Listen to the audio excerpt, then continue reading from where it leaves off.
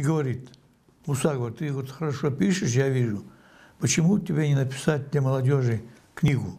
С этих слов и началась история персонажа из книги Мусы Хадзиева о Беке Ботове. Его смело можно назвать ингушским супергероем. За свою жизнь он оказывался в различных жизненных ситуациях. Спасал заложников в Ираке, работал в уголовном розыске Москвы и даже становился сотрудником Интерпола. Я сделал на базе этого. Он строгий приверженец этих.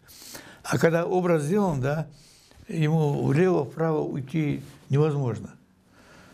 И только пиши и пиши. Многогранный образ героя не уместился в одной книге, и писатель посвятил ему 10 томов. Каждый из них – это отдельный этап из жизни Бека Ботова. Муса Хадзиев за свою карьеру писал книги разных жанров, но есть у них одно общее. Их тонкой нитью связывают идеи патриотизма и любви к родине. А знаменитый роман про ингушскую воительницу Лейсат Тангиеву издавали 4 раза. Это все герои Великой Отечественной войны. Действительные герои. Задатки успешного писателя у Мусы Хадзиева появились еще со школьной скамьи. Тогда он любил читать работы молодого Лермонтова, пытался ему подражать. Приобрел общую тетрадь, 96 листов была такая, в коллекторовой обложке, зеленой, как сейчас помню. И за 3 года заполнил ее. Там были 2 поэмы. На этом карьера писателя Мусы Хадзиева могла закончиться. В долгий ящик отложил он свое перо, пока в 2010 году снова не взялся за него по просьбе своего друга. На счету у Канта Малуси именно под таким псевдонимом знают его читатели немало романов, стихов, повестей и рассказов. Не мог догнать время. Рано женился, после армии рано женился, пошли дети, их надо было кормить, одевать. У нас же как? Жить бедно стыдно, ингушу. У кого-то просить стыдно, плохо одеваться стыдно. Это называется яхес. Это во мне с детства было очень сильно развито. И поэтому я трудился.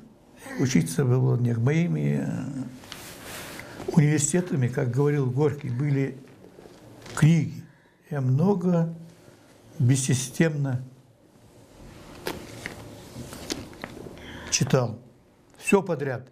Но оно откладывалось в моей голове, каждый находя свою нишу.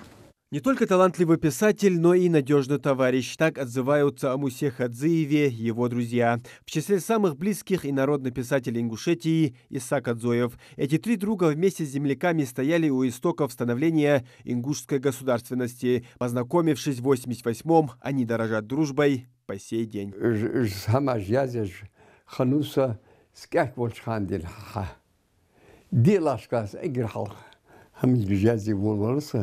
Ну, цыганы голай метл язлы хатер, так видите, так кашел, так голай метл что языш, так нагахам ешрас.